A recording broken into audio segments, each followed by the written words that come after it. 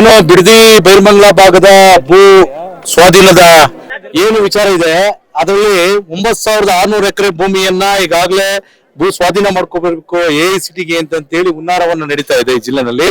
ರಾಜಕಾರಣಿಗಳ ಕೈಗೊಂಬೆಯಾಗಿ ವರ್ತಿಸಿರ್ತಕ್ಕಂಥ ಈ ಜಿಲ್ಲಾಧಿಕಾರಿಗಳು ಈ ಬೆಂಗಳೂರು ದಕ್ಷಿಣ ಜಿಲ್ಲೆಯಿಂದ ಹಟಾವೋ ರೈತ ಬಚಾವೋ ಅಂತಕ್ಕಂಥ ಚಳುವಳಿಯನ್ನ ಇವತ್ತು ಇಟ್ಕೊಂಡಿದ್ದೇವೆ.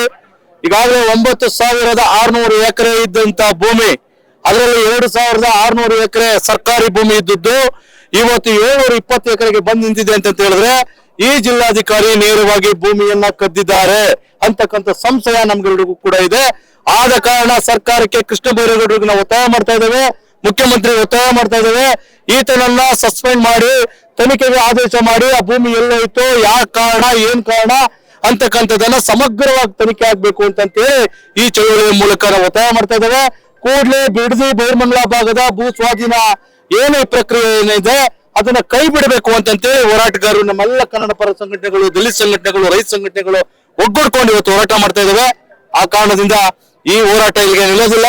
ಇನ್ನು ಮುಂದೆ ಶಾಂತಿಯುತವಾದಂತ ಹೋರಾಟವನ್ನ ಈ ಜಿಲ್ಲಾಧಿಕಾರಿಗಳ ತೊಲಗುವವರೆಗೂ ಕೂಡ ಏನ್ ಜಿಲ್ಲಾಧಿಕಾರಿ ಹಟಾವೋ ರೈತ ಬಚಾವೋ ಚಳುವಳಿಯನ್ನ ಇನ್ನೂ ರಾಜ್ಯ ಮಟ್ಟಕ್ಕೂ ಕೂಡ ವಿಸ್ತರಿಸಲಿಕ್ಕೆ ನಾವೆಲ್ಲರೂ ಕೂಡ ಚಿಂತನೆ ಮಾಡ್ತಾ ಇದ್ದೀವಿ.